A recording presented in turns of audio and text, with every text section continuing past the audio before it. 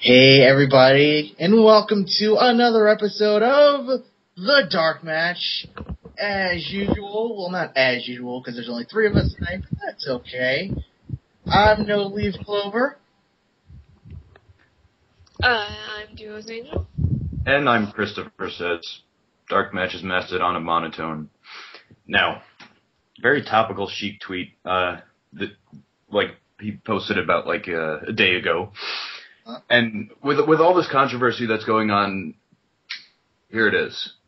Somebody tell me who right, who wrong. Hulk Hogan, Furrier, or Ultimate Warrior? Which do I humble first? And pretty much setting up the match between them with him as a special guest referee. Yes. Someone needs to book How's that. Yeah, I'd be TNA if they'd book that. Can we book it in a video game so none of them, die? I'd rather see it in real life. And maybe I'm selfish, but that would be an awesome match. All I can just hear Hogan's back making this horrific, sickening crack noise mid through the match. But at any rate, we're not here to talk about awesome matches featuring the Iron Sheik. We're here to talk about the weekend WWE programming, kicking it off with Monday Night Raw. And the show actually opens up with the run over from the Tough Enough finale, where the guy that wasn't Randy Orton's brother or whatever, he won. Oh, Tough Enough. That's over now, huh? Yeah. I mean, hopefully when the Arrow does his show, he'll just end on a cliffhanger so that it could lead right into our episode, but his show is after. So, but yeah, Vince is there too, and he wants to be here for the acquisition, and he says he has the power to choose who wins, but Austin says, "God damn, it's my show." Austin, amid all the awkward Andy behavior, chooses Andy to win, and just like No Leaf said, not the guy who's Randy Orton. Yeah. And Vince was like, I don't know if I was going to choose this guy, and Vince says you know what, Andy, I'm gonna slap you. Slaps him. Austin says here's Andy, stunners him, and this is everyone's celebrating. It's a feel good moment. They have some beers, and R-Truth comes out with his not music and dressed as a Confederate soldier singing "Little Marching 2 by 2 Hurrah." I fucking love R-Truth so much. He's so awesome.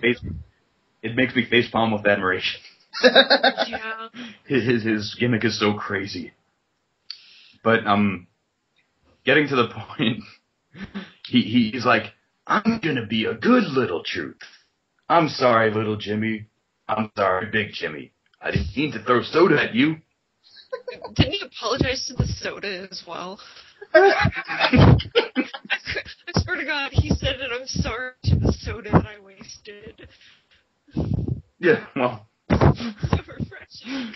But yeah, that doesn't last long. As he says, I'm dressed like this because Richmond, Virginia, is where we're at, and that's the birthplace or the centerpiece of the Confederacy. And and everyone in Richmond, Virginia is an inbred redneck. Well, if you've ever been to Virginia, yeah. If you've ever been to Virginia, and I'll leave it at that. Okay, yeah, you don't want to say anything specific. No. Got an audience, we have to grow. But he says, just like the Confederacy seceded from the U.S., he's going to secede from the WWE, and you could take your title match and shove it. But and Vince kind of interrupts and says a lot of pointless shit. He basically says, "Hey, how's it going, R-Truth? That's your real name. R. Should have called real name's R, isn't it? Yes, sir, it is." And Miz comes out to aptly say, "Really?" Because Vince, you're getting a little old, and your corny humor is very much exposing your old age. Well, among your beyond your physical. But Miz says, unlike Truth, I deal in reality, and Alex Riley pretty much screwed me out of the WWE Championship rematch in the first place. He did, and I deserve another one. Then Riley comes out and gets a pretty decent pop. I mean, this is Raw. There's no way that they could really edit it. Yeah, there's no dubbed-in crowd noise here. I mean, which, if anything, like, considering how people felt about Riley, it says quite a bit about Miz as a heel. Yeah. That like, people could just be give him such an uproar that.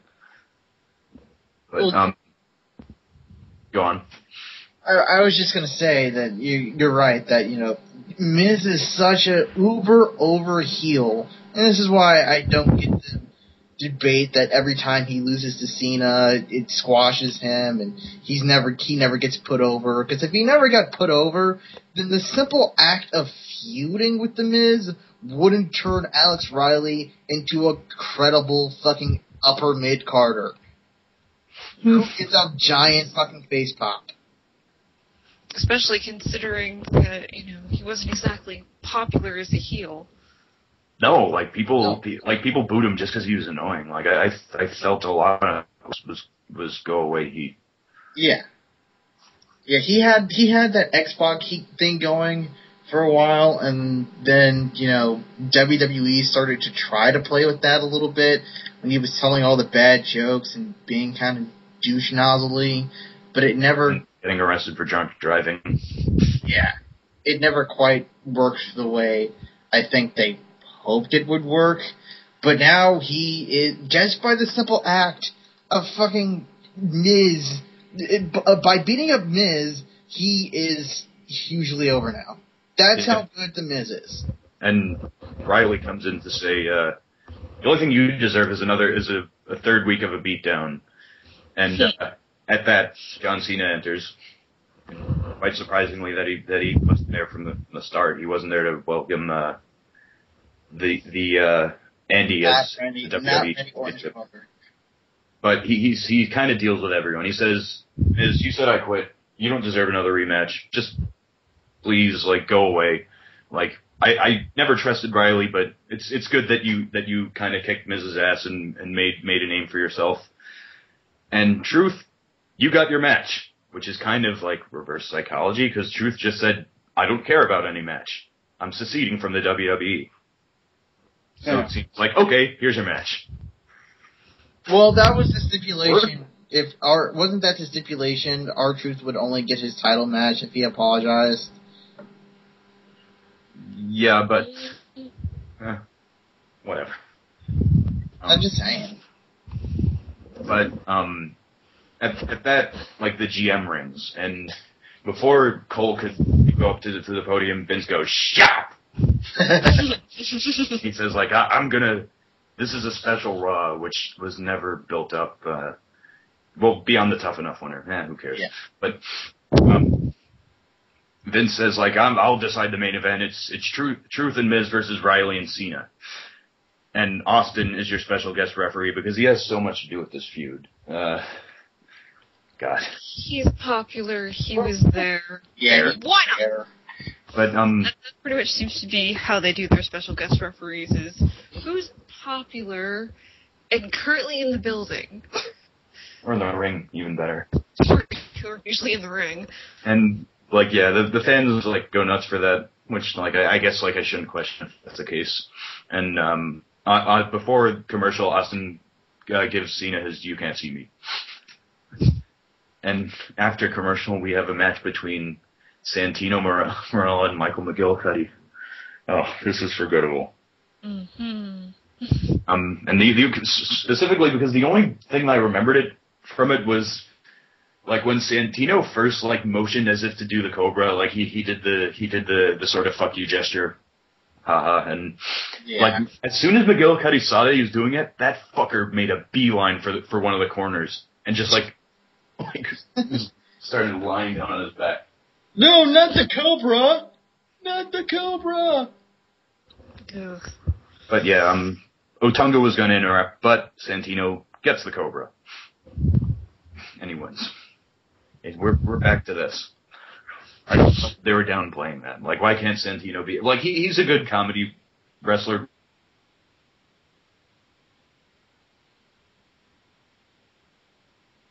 But... And he's also a good... They elevate from comedy to take seriously.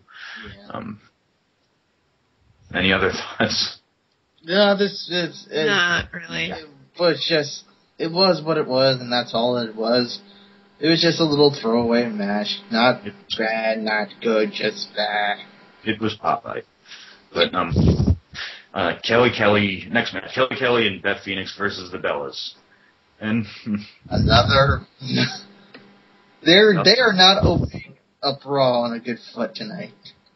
I mean, the promo was good, but... The good thing about the match was that the hot tag went to Beth, and she slammed for the finish. But it was mostly like the like, again, they kind of alluded to karma, but there wasn't anything much like really important about this. Yeah. It was just a pairing, and Kelly, of course, did not have pockets on her trunks. Didn't she have... Well, no, she didn't have pockets on her trunks this week. Because that bothered... Is this really going to be something that we must note every time Kelly has matches? Does she have pockets? It bothers me. I'm sorry. Of all things, you're going to let the pockets get to you? Yes, I'm going to let the pockets get to me. We'll stop getting to the pockets, but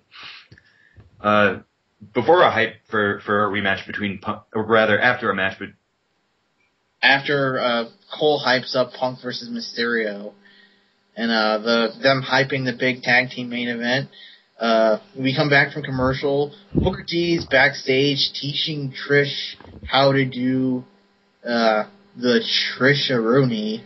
Didn't they already do that in the build-up to WrestleMania? Like, didn't she do a kind of faux spin-a-rooney, or was that someone else? No, she did one. Yeah, that pretty much. And of all people, Jack Swagger comes in and he's like, "If I was a trainer on Tough Enough, everyone would have won." And which is pretty. Yeah, that's the object of the competition, because it's a competition. Yeah, it's a competition where everyone wins and there's no winners. Are you sure well, I guess that there's a reason why, he's not the all-American, academic American. Well, he is, actually. That's the thing. They put that over before, that he is an academic all-American American. And yeah, really? Yeah, so we digress. Suffice it to say, a match is set up between Booker and Swagger, and no one was expecting that, but not in a good way. But we go to the CM Punk versus Rey Mysterio match, and like their matches last year, like their match last week, they were a good one, except you kind of get the feeling that, I got the feeling when it started that, okay, they're doing this just because they want to give Rey Mysterio a shine and, give him a win, and this does nothing for either of them. Yeah, it was a good match. It wasn't forwarding a feud or anything, so it was just kind of whatevs. Yeah, interruption, Punk tried to get Mason Ryan to interrupt and so he could do his kick, but Mysterio ducked, and we got the oh yes. He doesn't do the 619. Mason Ryan interrupts that, but he does do the falling splash. Yeah. And he wins. Another match that didn't really have much content. Oh God, we have another one of those Obama press conferences, which I won't say anything. I still have not actually heard that promo, because every time it comes on, I skip it. Yeah, I will go into just a tad more detail when it comes up on SmackDown, but that's just John Cena and A-Rai are arguing backstage. And Cena's like, I'll be alongside you, but don't screw me over. Don't betray me. Don't cross me. Yeah. And Well, it makes sense in the scheme of things. You know, he has no reason to believe that Alex Riley, you know, changed his ways. Yeah, just because he suddenly hates Miz doesn't mean he suddenly likes Cena. Yeah. Okay. Like, I thought it made sense. It was, at least they didn't, because they've done that. It's realistic.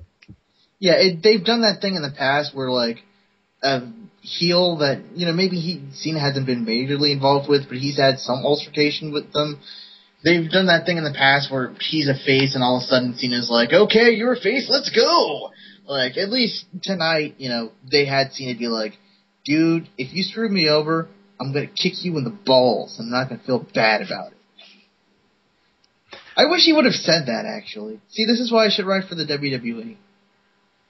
But yeah, and from one feud further to another, this is one furthering of a feud, this next segment, that really doesn't benefit Del Rio too much, because feuding with the Big Show is kind of a blackgull these days.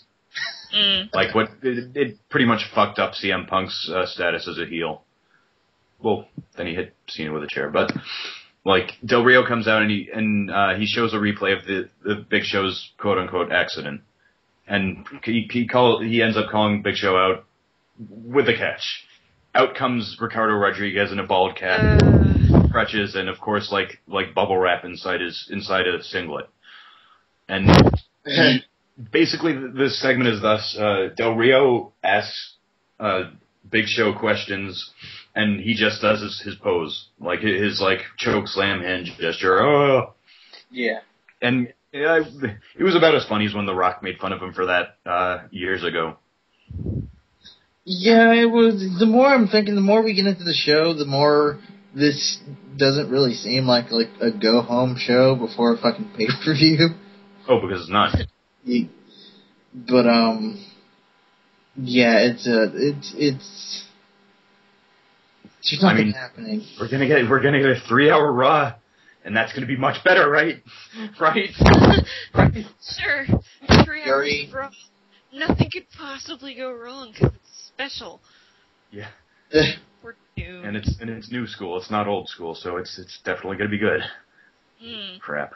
But we hyped the next match: Zack Ryder versus Kofi Kingston. Yes. Woohoo! Zack Ryder finally gets to be on Raw after not being on it for quite a few months. I think they said he wasn't on Raw since January. Well, he's been on Raw, but he hasn't had a match since January. Yeah, I should have said that.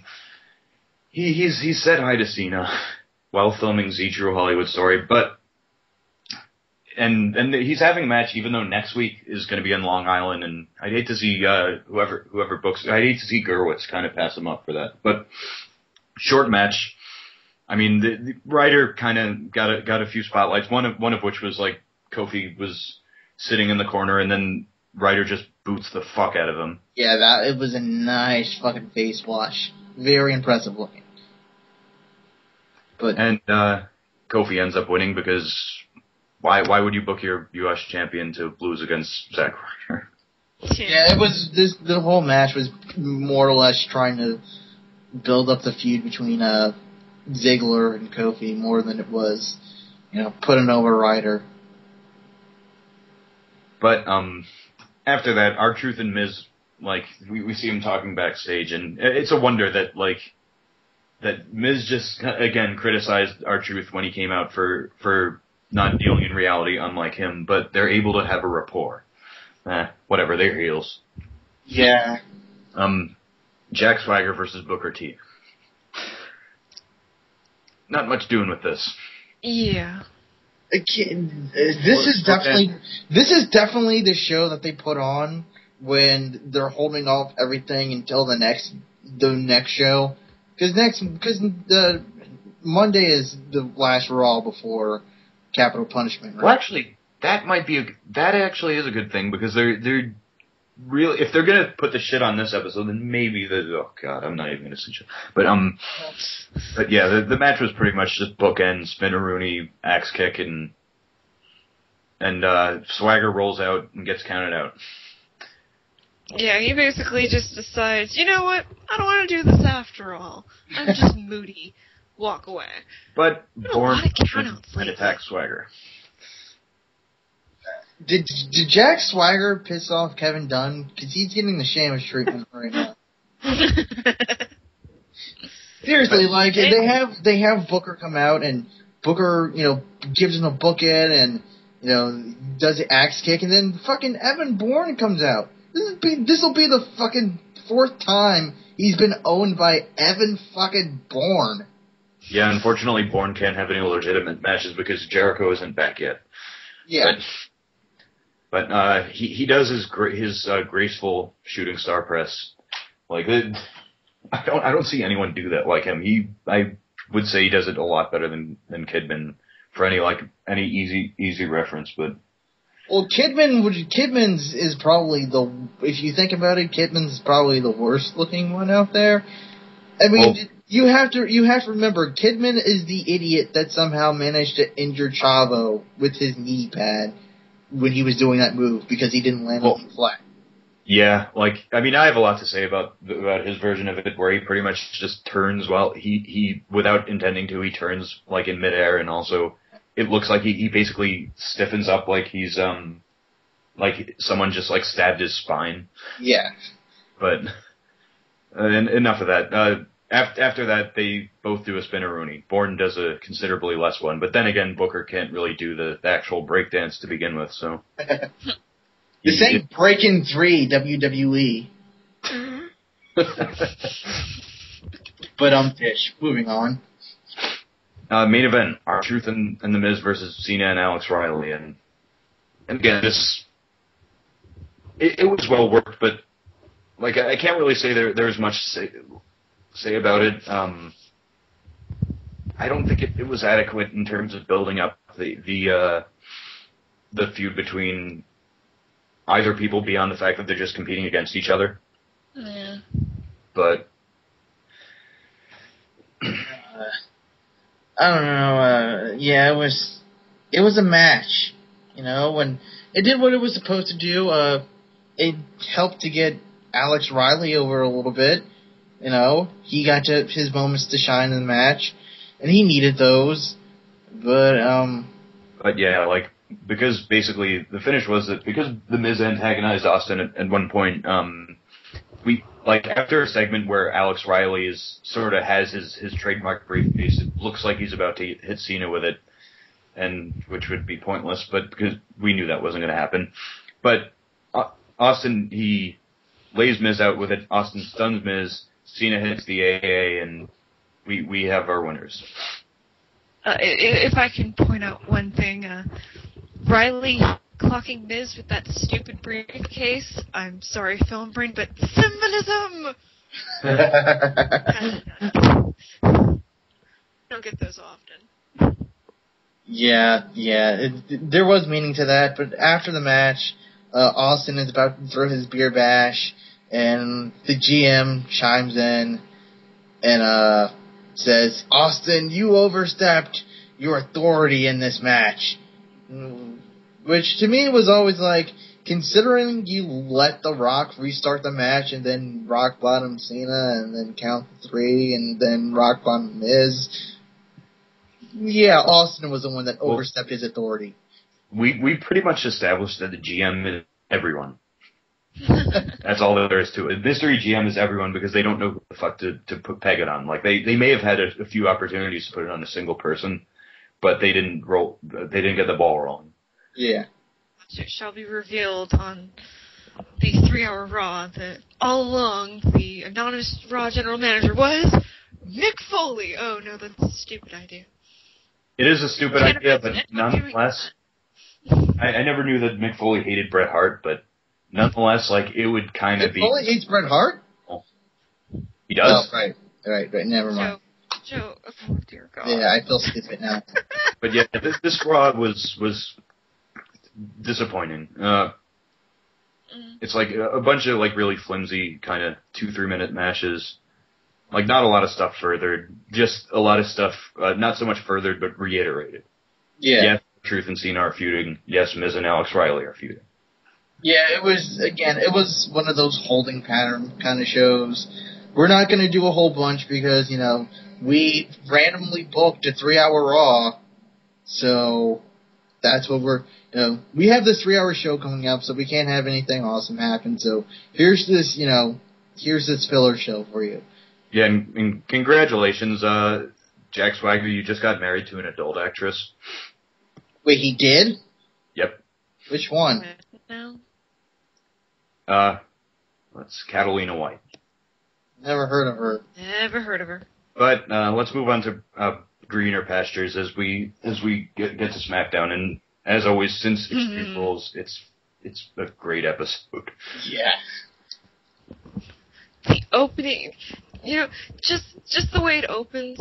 If the rest of the show had been shit, I wouldn't have cared. I finally got what I want. I'm very happy. Yeah.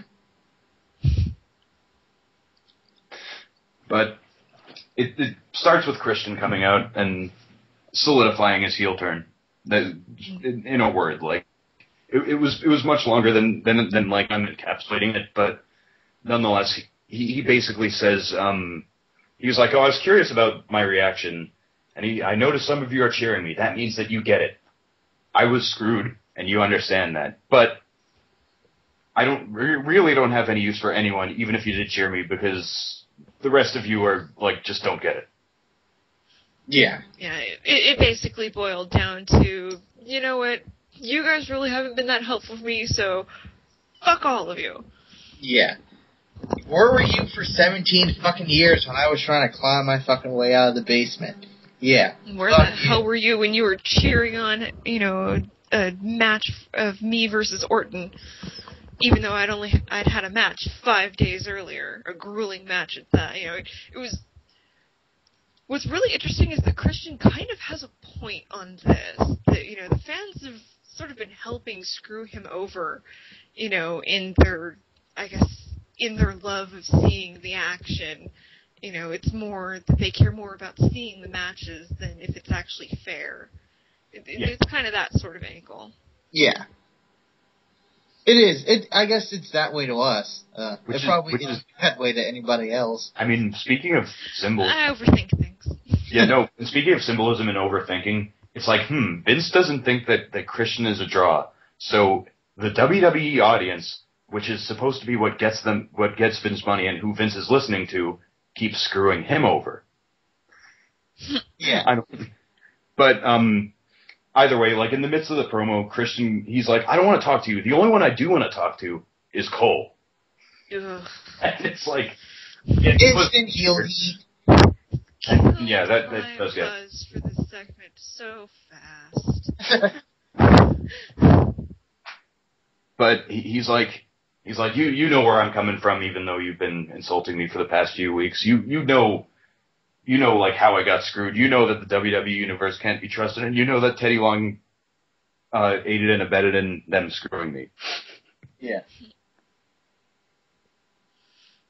But either way, Christian sends his points home. He tells Cole good talk, and he leaves the ring. I've had enough of you guys. You'll see none of me tonight.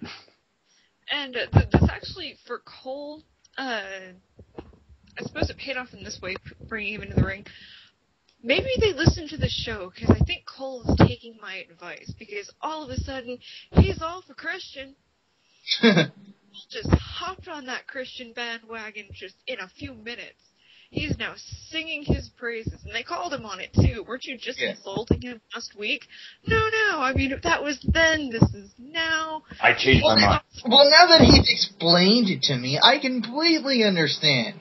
But I'll be happy if this is the new Cole of him just the bandwagon hopping, because that I can deal with. If I just want him to be a good guy or a bad guy, just pick one. If he has to do both, then damn it, do both in a way that's mildly entertaining. Yeah. And makes him out to be a complete and total wuss, which his character is. But before commercial, we see the members of the Corps walk in the back, and Barrett is in front, Slater and Gabriel following behind him, and their eyes are shifting, like they don't trust him because of him walking out on them last week. Our first match is Ezekiel Jackson and the Usos, of all people, versus the Corps. And, fuck. I mean, I never denied this, but considering how the WWE always treated them, fuck, the Usos are a good tag team. They're good workers. They know how to get the crowd behind them, but yeah, against them for that matter when they're heels. And they're good workers. They just have no personality. It's a shame. Yeah, it happens. Thinking about it, maybe they're the Bellas. Maybe it's a twin thing. But nonetheless, like among the good spots in this match were like Jimmy Uso pretty much whips Gabriel into the corner, starts doing a little dancing, and then kicks him square in the fucking jaw. It looked pretty. No pun intended. But like they do like and another interesting spot was like immediately after that they tag in like Gabriel's down, they grab each other's arms and they do what in ECW was called the Paisan double elbow. The tag team spot that the full-blooded Italians used to do. Well, Nunzio is a referee now. Yeah. Get off the ropes! And basically, the Usos kind of get they have the advantage early on, but then Slater and Gabriel and Barrett do very methodical. They have a very methodical type of strategy where they isolate them and Ezekiel Jackson essentially becomes the hot tag. He is they keep the Usos away from Ezekiel Jackson for quite a long time. But when it finally happens, it couldn't have happened at a better time. Ezekiel Jackson gets tagged in. Wade Barrett is starting to leave the core. Heath Slater is being his usual derp self. And Slater and Gabriel end up getting scoop slammed the fuck out of. Jimmy and Jey Uso hit a double super kick on Gabriel, and Zeke Jackson backtracks Slater. Yeah, torture rack. Yeah. Or Slater? Oh yeah, it was the reverse. My mistake. Gabriel gets the torture rack, and the Usos super kick Slater. Yeah. So your winner, Big Zeke and the Usos. The Usos won a match. The Usos won a match. Wouldn't have been thinking Zack Ryder hasn't. Oh boy. Give it time. But shit, it was a good match, all things considered. Yes. I mean, again, Usos good workers. The core decent. I together not really. I'd much rather see Gabriel have a singles career. Zeke Jackson fucking kryptonite to any kind of thing that would be considered a good match. And Teddy Long is betting on, I guess, the Belmont Stakes. Yeah. Sheamus says, he won a match with Christian fella. Encapsulation. And he's like, oh, I blame you. I blame you for making Christian the guest referee, so I want Christian in the ring. And Teddy's like, I do that. I'll give you something even better. You have a no DQ match with Randy Orton. How is that better? Well, it's not for the title, so yeah, how is it better? Yeah. Thank you, Teddy. That's so awesome that you put me in a fucking no disqualification match with fucking Randy Orton, who has been known to punt fuckers in the skull, giving them potentially career-ending concussions. Thank you very much. Skull. Oh, come on. New Nexus is fine. Barely. Hey, they got tag belts. But yeah, after that segment, we have another one between Barrett, Gabriel, and Slater, and he was like, I was protecting the core. It's like, I need to be in great shape for my Intercontinental title match with Zeke Jackson.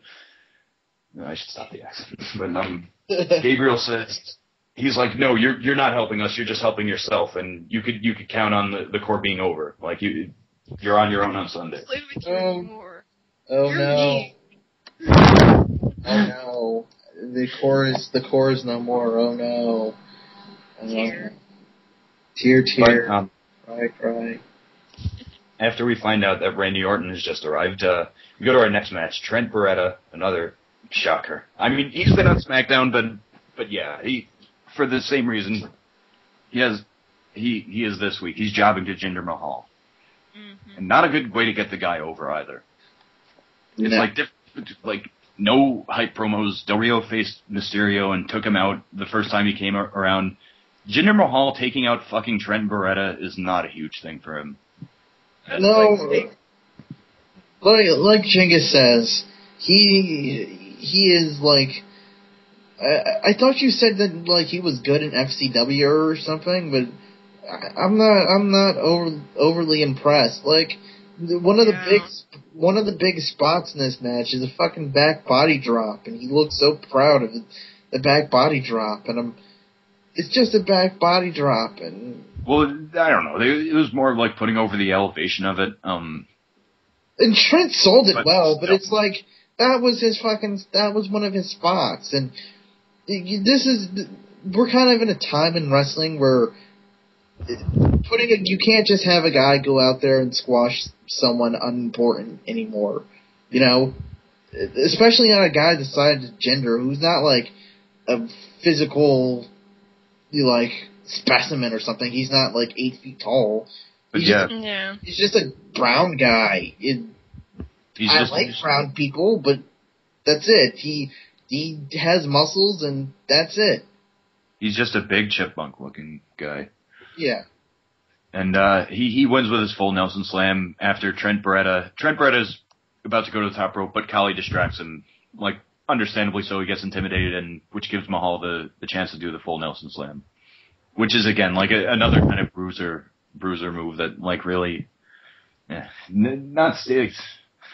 They're probably going to drop this guy after a little while. Yeah, he might become like Khali's manager or something. Maybe. Kind of sad. Yeah. Of course, after the match, Khali comes in and he gives him the script. Oh yeah, that ref. The ref. Khali, you're not a part of the match. Heels. They don't give a shit. Match is over. And it's not because he was a part of the match. He accompanied Jinder Mahal. Yeah. He was. But yeah, I mean, it's not a good following of the 6-man tag, which was a damn good match. But like Trent Beretta is still a good worker. But again, like no benefit to him, no benefit to Jinder. We go from there to the backstage interview, and apparently AJ has pretty much eclipsed Caitlyn because Caitlyn can't wrestle at all. Yeah, like if you saw her when she came back during the first tag team match, or even the second one, like whenever she would try to like work a spot, like even an Irish whip or a lockup, she was very tentative. Like she was very hesitant. She just definitely needs more training, but. AJ, she says she's really excited to be the newest SmackDown diva and to have her first singles match when Rosa and Tamina come in and call her Minnie Mouse. They give her a present, yeah, because she's small and she's peppy and yeah, they give her cheese. And I'm sorry, I thought Michelle McCool retired and Layla was injured.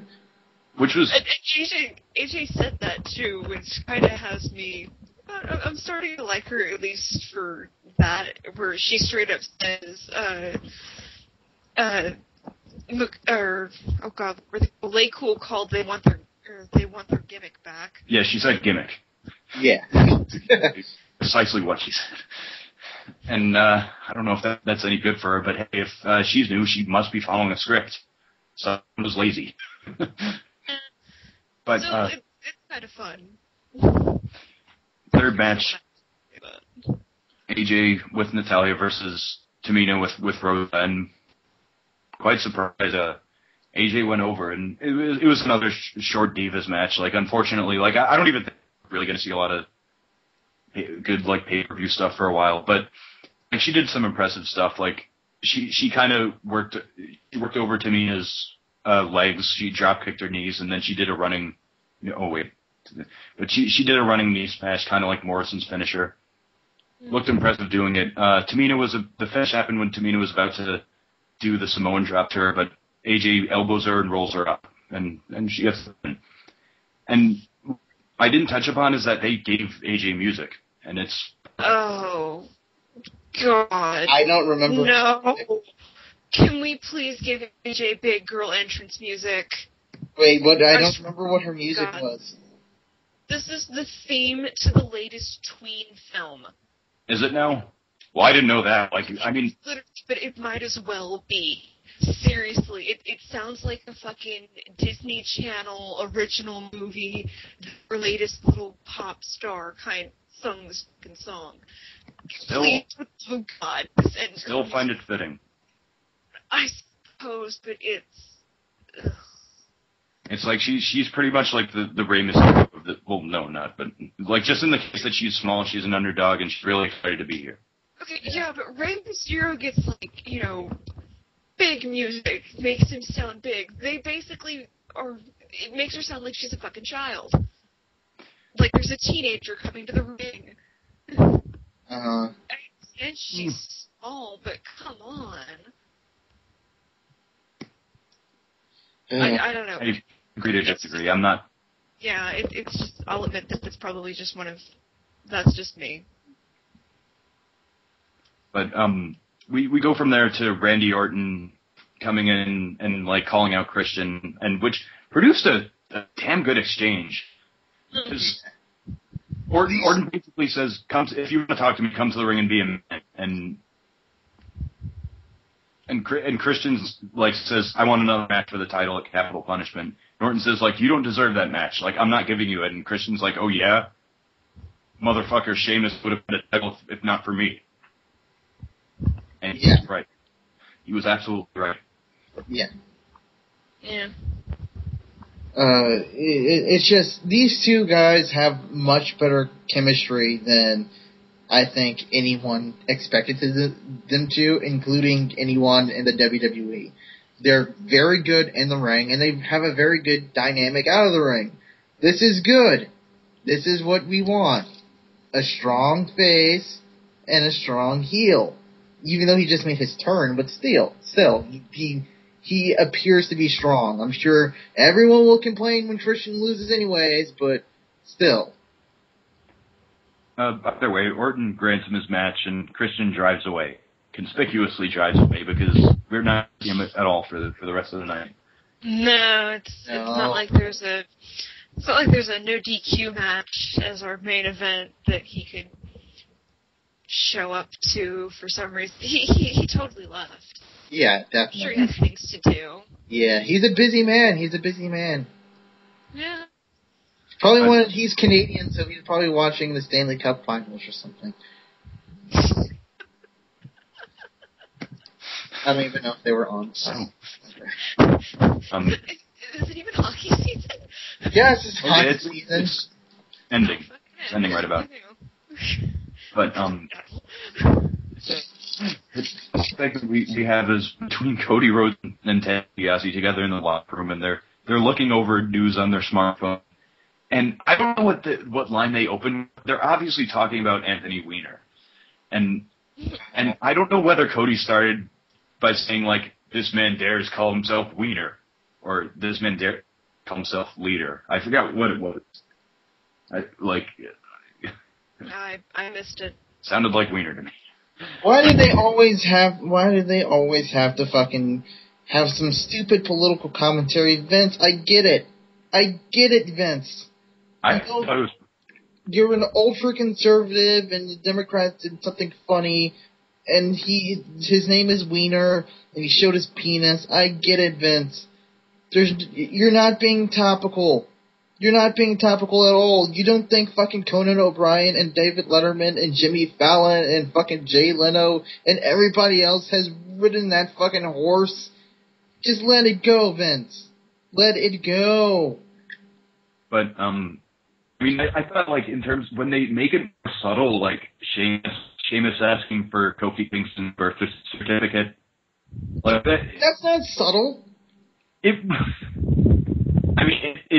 has to do with, like, a gripe he had about Kofi, so, and it was also kind of, like, dumbass irony, because Sheamus is also not from this country.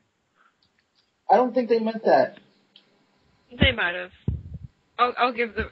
It's kind of hard to forget that the pale redhead called the Celtic Warrior is from Ireland. But I don't think they're going to be getting that anytime soon. I'll give them that much credit at least. But Cody basically starts the promo by asking Ted. He's like, "I'm going to be in charge for your match with Sin Cara." And Ted was like, "We used to be a team. We used to be in Legacy." And Cody says to him that like he's like, "Oh well, I pretty much realized my potential while you were just having problems with Maurice and like talking about your trust fund." Yeah, but, you're the Janetti. I'm the Shawn Michaels. You're the Janetti. But basically, Cody winds up cutting an awesome promo for his like crazy gimmick where he says like his face was busted, but he turned this new mental conflict into life strategy. And Ted DiBiase's like, "You're just nuts." And he's like, "Yeah, I might be nuts, but him being nuts is also like a sort of form of enlightenment. He had to lose everything to be able to do anything. He may be nuts, but he may also be a genius." And to me, that's like Cody basically played this gimmick with the intention of being like a sort of comic villain or whatever. Uh-huh. I think one of the inspirations was Dr. Doom. Yeah, makes sense. Yeah, I could see that. He seems like a nerdy kind of guy. And just like the lines, I don't think anyone wrote that for him. I think he thought that up.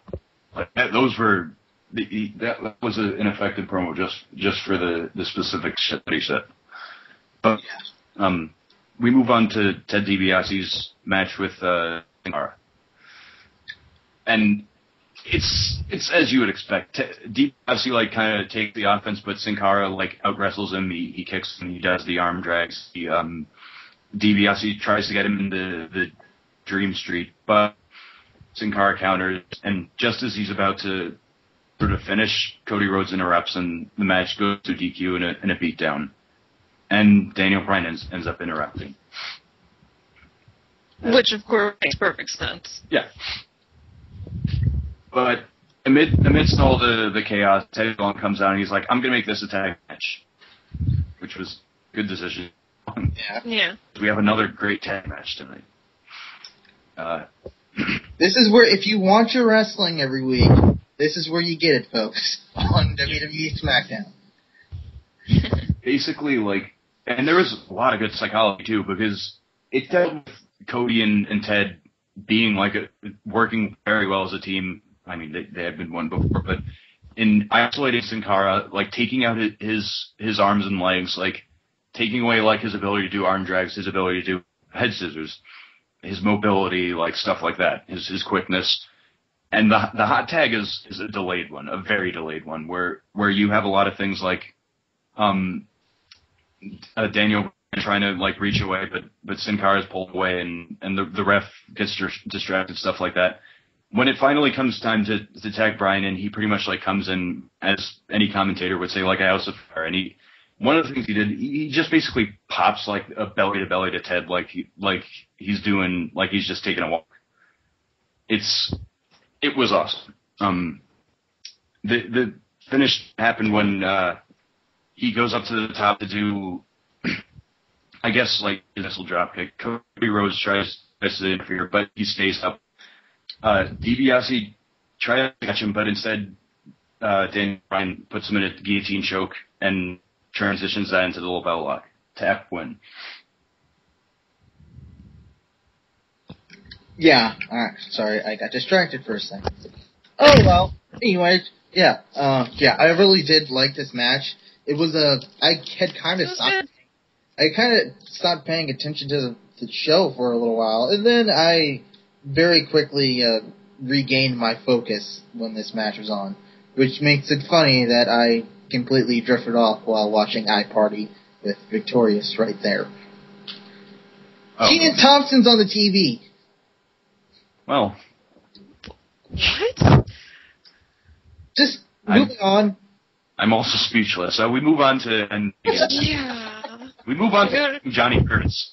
Fucking God damn. Just why the fuck not at this point? Hi there. I won season 4 on NXT, but I've only been on television twice.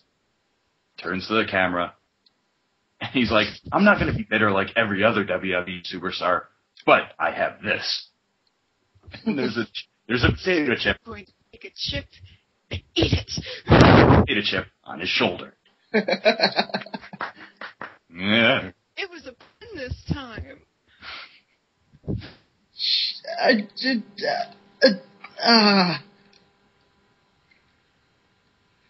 Yeah, crying over spilled milk was just... You know, I want to see movies. I think these are kind of cute and amusing, especially since they are pretty fast. Yeah. You know, they don't drag out too much. I hope that they plan on doing something else with him. I'd like to see him in the ring at least once. Yeah. But, or they could just be, maybe he really is whining backstage and they're just like, fuck you, kid. I wonder what next expression he's going to adapt. I wonder if he's going to play a part in any of the pay-per-view matches, for that matter. I don't think they're planting him to screw over our truth out of nowhere. That's weird. It would be weird, but it would be justified. No one would be happy, but it would be justified. But yeah, we move from there to another capital punishment segment. But two things were good about it. Number one, as they have the dissolve fade, like the very hazy dissolve fade, you see Booker T look off to his right as if he's like, man, another one of these fucking segments. Like, it just looked like he was, I don't want to deal with this. And also, like, in the actual promo, one of the people that asked Obama questions was R-Truth. And he's like, I forgot what exactly the specific, but he was like, why don't I get a boat? Little Jimmy has a boat.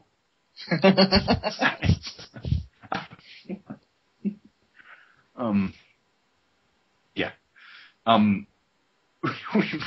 Moving on, Randy Orton's talking to Matt Striker, and Matt Striker says, how are you going to focus on your match tonight, Randy? Which I deeply regretted, but was proven wrong.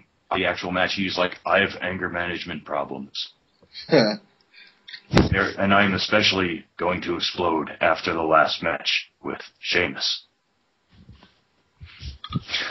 I am Randy Orton-tron. Fear me. And it's like... Basically his personality punch card. Yeah. Hearing this promo, like, my heart kind of sank because I was like, no, he's the super face. He doesn't have anger management problems anymore. He's not crazy. He's just a competitor. The best. Yeah. As long as he has that theme music, I think he gets to be a little crazy. He gets to be a little bit crazy. Damn it, I just want them to reinstate his older theme. Just like I want them to reinstate Christian's older theme, but... We got Christian. Let's take what we can get. Yeah.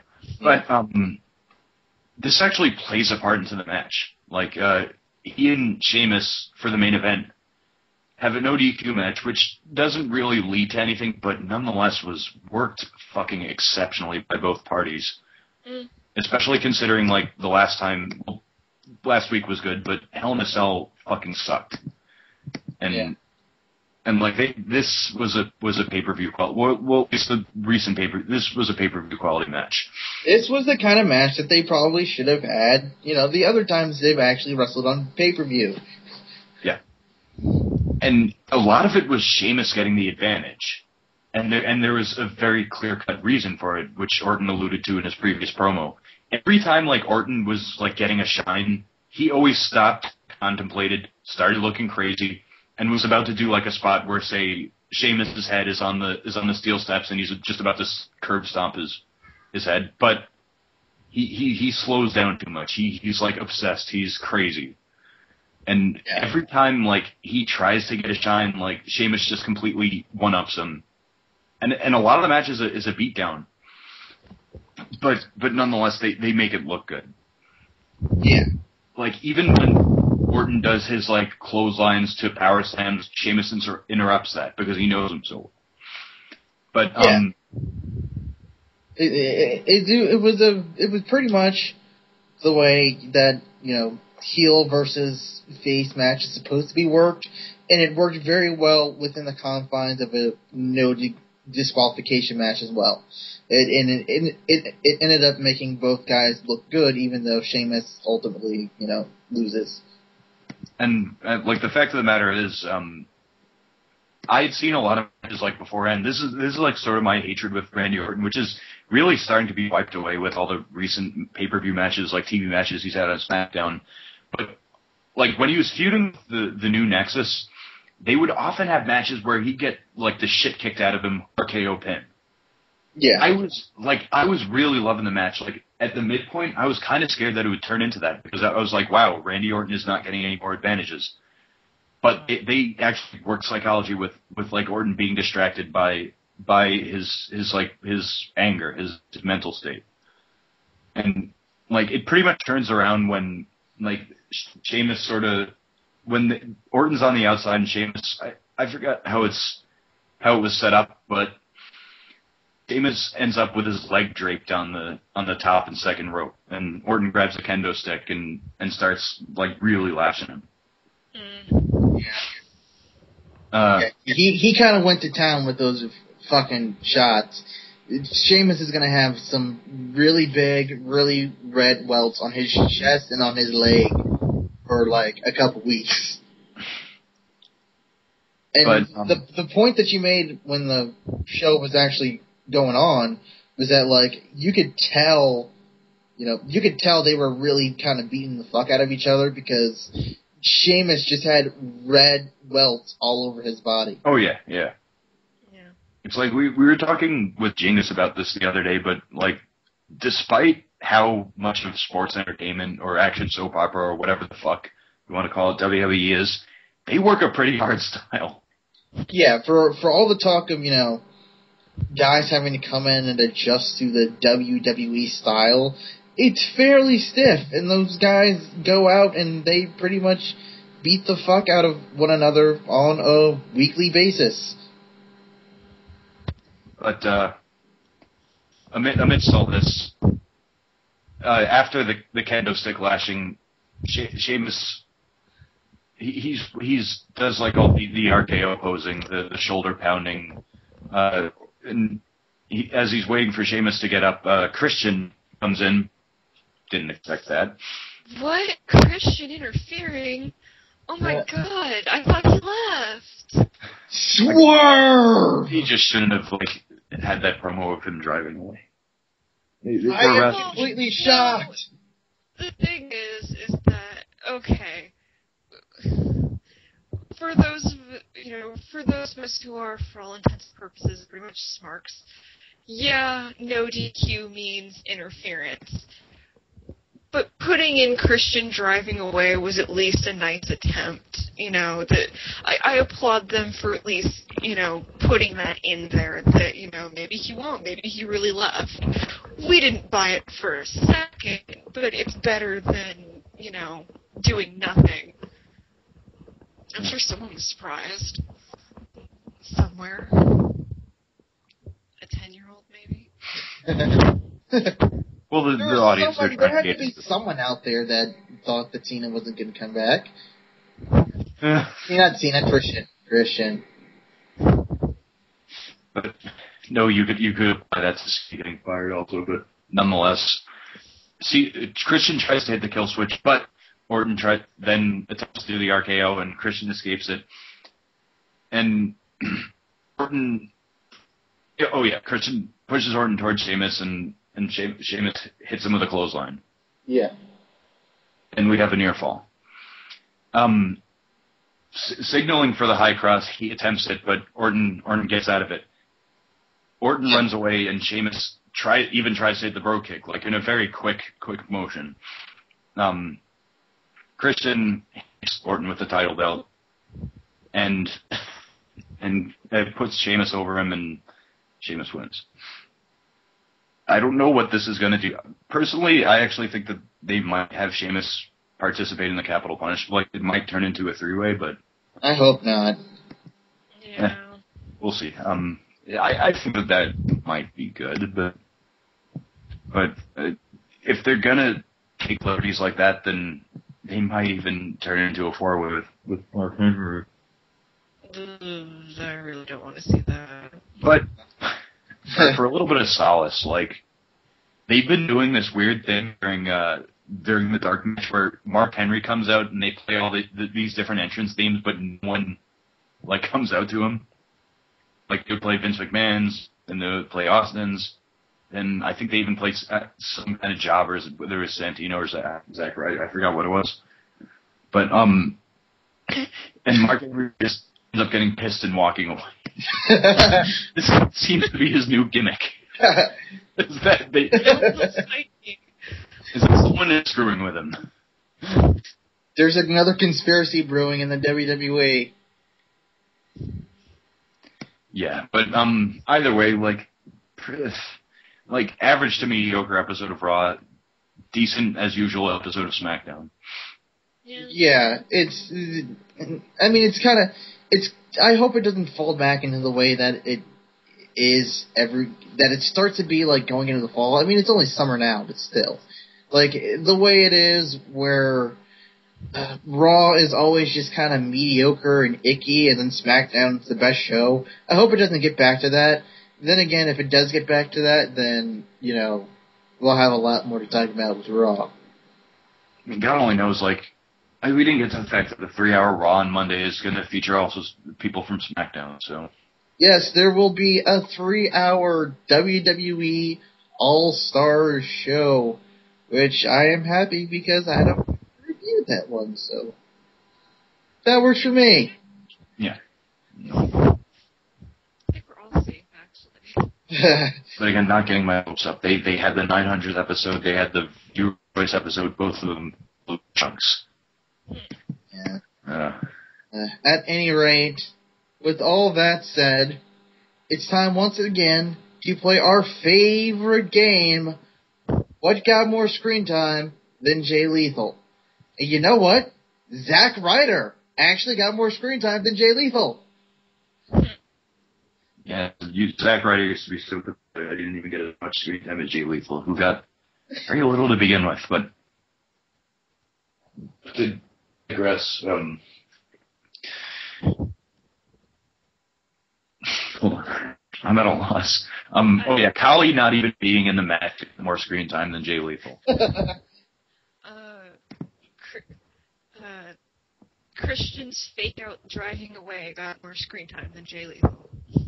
A.J. Lee's really orangey fake tan got more screen time than Jay Lethal. I have another one. Yeah, that's made up for lost people. Yeah, there's our 4.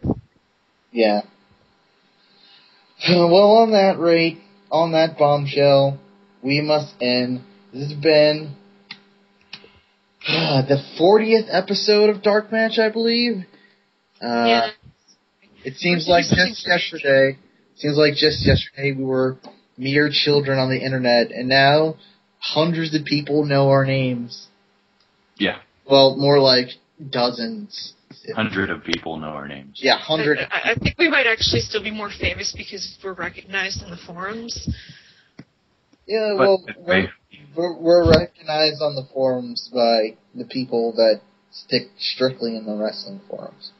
We went a long way from doing that that Royal Rumble episode with 2 of the people that we very much love and appreciate, and 2 other people that we've never heard of and never will hear of again. I thought I used the portal to fucking shunt them out of reality. I think you did. How could you do that if they don't exist? Okay, you just blew my fucking mind. Is the show over? Here is done. No, the show's not over. Shut up, War Machine. Oh my god, I'm so sorry. War Machine. But either way, this has been the Dark Match. Episode 40. We will not make a celebration for episode 50, even though that's a much more bigger accolade. Well, if Magpie has his way. We'll do something. Yeah. Magpie has his way. Anyways, I'm No Leaf Clover. I'm your Chick Duo's Angel. I'm the Mastodon of Monotone, Christopher says. And we will see you next time. Good night, and good luck. Say goodnight. I am Mr. War Machine. That doesn't count! Mr. Pershing should have cut the show.